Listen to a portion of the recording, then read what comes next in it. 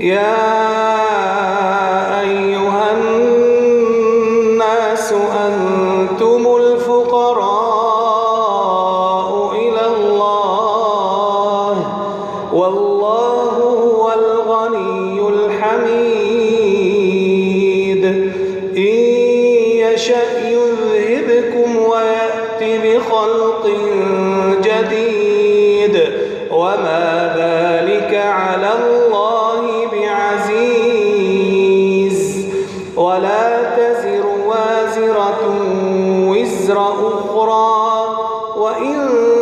تدع مثقلة إلى حملها لا يحمل منه شيء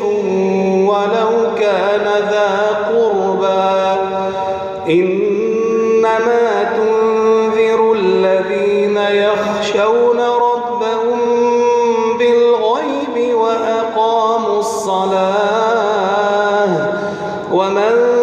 تزكى فإنما يتزكى لنفسه وإلى الله المصير.